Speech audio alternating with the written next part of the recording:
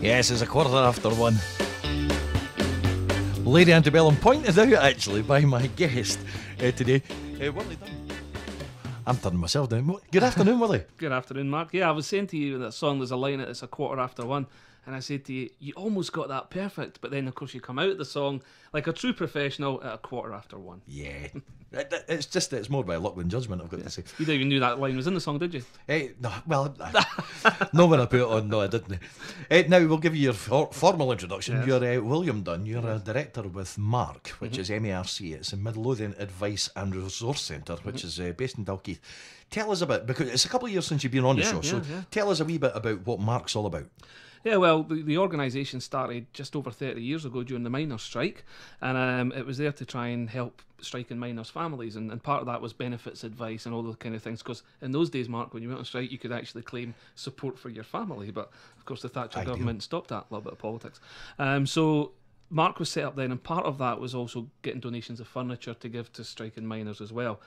You know, roll forward over the years, it's had various incarnations doing various services, but the furniture part of it has always been there. The benefits one, because of lack of funding, has kind of moved on over the years, but the furniture recycling part of it has been strong and has kind of turned into, dare I say the word, business, where it raises money to fund the organisation so we can do other things as well. So, you know, now what we do, we have the furniture recycling. We've got a shop based in Dalkeith.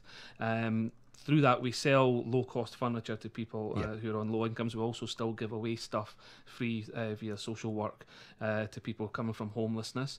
Through our shop as well, we have some starter packs for people coming from homelessness, which is like the things you and I and your listeners take for granted, like, you know, a pot, pans, you know, some bedding, things like that for people who are coming from genuine homelessness situations into their first tenancies. We have a removals firm as well, which is doing quite well now since the recession is starting to come out a bit.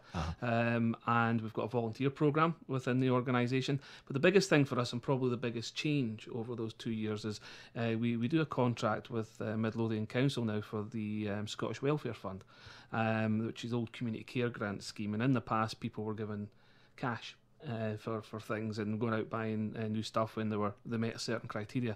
Now, and this is unique in Scotland, and we're up for some awards for it, what we do in Midlothian Council and working in partnership with them is when people are given the grants for the goods, they come to the MARC shop or they phone us, and they can get all new stuff because we stock new items for that, or they can choose to get recycled goods.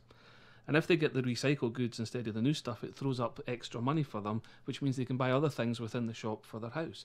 So it's had a huge impact on the amount of furniture we're actually turning over, which is good because it's not going to landfill. Has an impact on people because they have a real choice in what's going into their houses, as opposed to the standard man pitches up with a cooker and say, there you go. Yeah, you know, and people have an input, and the quality is better as well. A lot of the recycled stuff we get is fantastic, and we clean it all and fix it all, and so people are able to purchase that, and that money coming in through that contract runs the organisation, so allows us to do things like we've sponsored local football teams. We've employed more people now. I think the last time I was here, we probably had about 3 members of staff. I think now we're up to about 15 total. We're able to take people on for training schemes, and we still have our volunteer programme as well. So it's hard work. It's not easy, you know, going from a funded charity to an organisation that's generating its own money.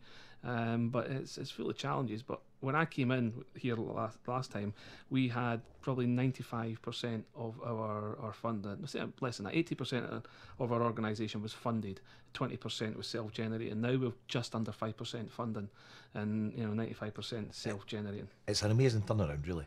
It is, but it's the staff. You know, the staff who are doing the job, who are out there lugging the furniture around and spreading the name. We don't always get it right. We make mistakes like any organisation, and we've got things still to learn. But trying to put a bit of professionalism into it has been difficult. But the organisation is fine. But we live, like every business or organisation, like your organisation here at Black Diamond, month to month, praying that some money comes into the bank. Exactly. And I think the last time that we were talking, we were talking about the awareness, basically, of MARC, because, you know, people will see the shop up there. and they might not necessarily know what it is, but clearly the awareness of the services that you offer has grown over the last couple of years. Yeah, and our vans are our biggest advertising tool. They've got one that's fairly new, we've still to put the logos on, going across Midlothian. When I applied for the job at MARC, my sister works in Midlothian and Newton Grange, in fact, near here, and I said to her about MARC, and she said, "Oh, I know them, I see their vans going all over the place." So people probably thought we were a van rental for them, but I think through what we do, the establishment of the shop in the centre of Dalkeith, and our vans, and word of mouth is a great thing, but being based in the community and serving the community in Midlothian for 30 years pays dividends. People know who we are and what we do, and that's always benefited us. Now, without being too political, because we're apolitical here at the station, but it's obviously... It was the Tories! It's obviously been... the increase in the usage of the service has obviously been due to the challenging times that people have been set over the last 5, 6, 7 years. And that obviously has increased, again, the awareness and the usage. Yeah. And you must be finding, you mentioned word of mouth there, you must be finding more people are coming in and saying, "Oh, my pals used your service," or whatever. Yeah, I mean, on the removal side, which is more a business part of it, definitely, we got a lot of referrals where we've done a good job. But it was interesting about 2-3 years ago when the recession was really biting. We always have people who are looking for low cost furniture because unfortunately their situation means that's all they can afford. But we got more and more what we would probably describe, Mark, as middle class people coming in because things got tight across the board. Yeah. And they're coming back to us and donating to us now. Things are a bit better. Also, we get some landlords coming in as well, buying recycled furniture. So that money goes back into the community, which is also good. But we always we've got a wide range. We always try to keep it as cheap as possible down the bottom bit. But when we get quality bits, we have to push the price up and try and get as much money in to run the organisation. But for us, it's about quality service. If we can provide that for people, like I said, like everywhere, we don't always get it right. Yeah. And, we'll have people on the phone in a minute complaining about us all day. But that's the thing which I think is the most important bit, and that's what helps any business, not just us, more than anything. Any advertising campaign is rubbish if your boy who's serving you is no very good, or your coffee's no very good. Well, talking about the quality of the service and the services that you offer, what is... Describe, if you can, what a typical day at MARC is all about. Well, I just sit back and watch the TV. Occasionally the phone rings, that's what the staff will have you believe. Well, there's different parts of it. Our distribution centre is up in Bonnyrigg in the industrial estate. So Derek Mitchell's our manager up there. So he organises all the pickups for the day, all the deliveries of things that have been bought in the shop, but also all what we call CCGs, community care grants, coordinating that with the people to make sure they were in. We also fit carpets under that as well, so we need to work and interface with the carpet fitter, and the logistics of that has become a lot more challenging for us. The more you do, the more difficult it gets. So Mitch has to plan where all the vans are and all the rest of it, and the guys will come in, go out in the van, load it up if they're going out for deliveries, or drive it down empty to pick up stuff from the shop, and they'll have their routes, what they're going to be doing, so they do all that part. They take the calls as well. Within our shop, obviously, it's a normal retail environment, and that's what we try to create. I think, we're part of an organisation called Revolve, which is a national standard, and we got that a couple of years ago. And what they've tried to say, and which is perfectly correct through Zero Waste Scotland, is if you're buying recycled furniture, it's not like when we were kids. Yeah. Right? It's second hand. It's broken. It's quality stuff. There's a thing they use in the States a lot, and they describe it as pre-loved. It's pre-loved furniture, to try and get over that kind of... It's like a stigma. The stigma, yeah. So we've got new stuff as well as recycled stuff, and when people are faced with a choice of the kind of bog standard 50 centimetre cooker that you get new through the grant scheme, or a 600 millimetre wide ceramic hob double oven, they're going to take that, and that has an impact on the environment. It costs the local authority £95 a tonne to put things in landfill. We did 200 tonnes of furniture last year within MARC, and that saves the council money. It saves the environment. For a lot of these things would just be stuck in a hole, but it gives people access to some furniture or white goods or whatever that they wouldn't normally be able to afford. So not just on the furniture side, which is obviously the biggest bulk of what you do now, but there is the advice and resources as well. There's an advice side as well. Tell us a bit about that. Well, we've stopped that as such, right. Delivering the front line of it, because there wasn't funding to do that. But what we do is we interface in with other organisations. Our guys are going into the houses and helping people with delivering furniture, and sometimes they pick up things or see things and say, oh, so this person had this particular problem, and we're able to contact the council and they can get somebody out to do an assessment for like handrails or whatever for people with disabilities. But when they come into the shop, sometimes we can help them with their community care grants and hook them into other services.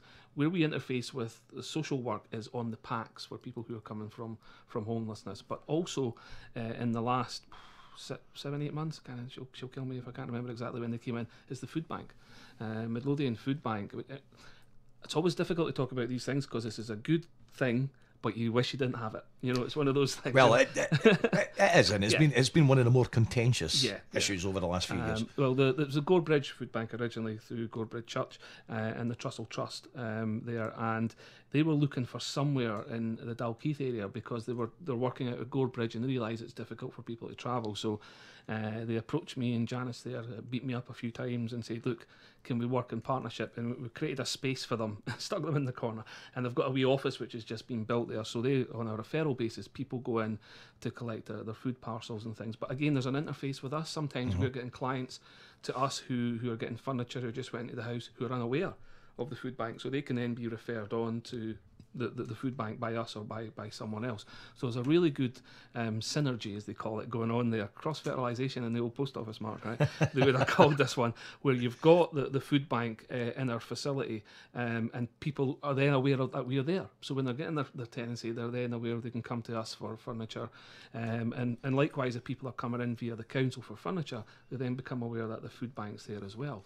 Yeah, that works quite well for us. Absolutely, and I think it's quite clear that there are so many services that are around in Midlothian and beyond, but there's so many services that are there that unfortunately, due to funding, it's so hard to advertise. Advertising costs so much money. So unless it's word of mouth, but unless actually stumbling across some of these things, but the services are there. Now, how can people find out more about MARC? You can go to our shop, and when you're there, you can buy something. What's the address of the shop? Our shop's at 6 North Wine, Dalkeith. The easiest way, when I'm on the phone and somebody asks me where the shop is, it's very simple. Between the Bank of Scotland and the Nationwide, there's a road, and you'll see a big sign that says MARC. And that's where we are, right in the middle of Dalkeith. That's the public interface part of it. We've got our website as well, which is www.midarc.org, and also a Facebook page, which is MARC Shop Dalkeith, which is very interactive. I do follow the page. It's very interactive because for anybody who wants to go onto the Facebook page, you'll be able to see some, not every item that comes in, but you'll be able to see some of the items that go on that are in the shop, and then it's. People are asking prices, and then it gets a bit of interaction, but then it gets other people involved because people are tagging other people on the posts and showing them what furniture is, and it's making more and more people aware. Furniture. We had a bit of a nightmare a few weeks ago though with our Facebook page where it disappeared. So we had 3,500 people on it, and we had to create a new one. I don't know what's happened, if it was hacked or whatever. So we've got a new one which is MARC Shop Dalkeith, and so it's got a lot less than we had. 3,500. We built it up over years. And in fact, our distribution manager, who's, it's fair to call him a Luddite, and Mitch would wear that badge with pride, said to me about the Facebook page, I don't know if I like that. We've got too much interaction on it. And I thought, see, that's what I wanted. I wanted that interaction. But it was a case of people saying, have you got this? Can you get this? When you get this, can you let us know? And that's what... that's what we're there to do, to try and help people. As a service to the community, of course. Definitely. I mean, but the other side, people say, that's a bit cheap for a charity. Should it not be free? And it's like, well, we have vans that cost money. We have vehicle costs in terms of fuel, insurance. We've got lights, electricity, staff wages, all the rest of it. So you have to get into that where you keep the balance right. You're not a business, you're a social enterprise. And you're there to deliver and create the organisation, make the organisation strong, but also deliver for people in the local area. And it's difficult sometimes. Sometimes, you want to just, take over the world. And other times you've got to calm down a bit and just concentrate on Midlothian. We're fine. Willie, can I just say thank you very much? It's a great service, and I think we should make everybody aware of this. We're going to be sticking this onto YouTube, so you can share that on your pages and your website and everything else, and let people know exactly what you do. And can I just say, from everybody here at Black Diamond, well done to all the team down there, everybody who do all that hard work, and all the very best for the future. Okay, thanks, Mark.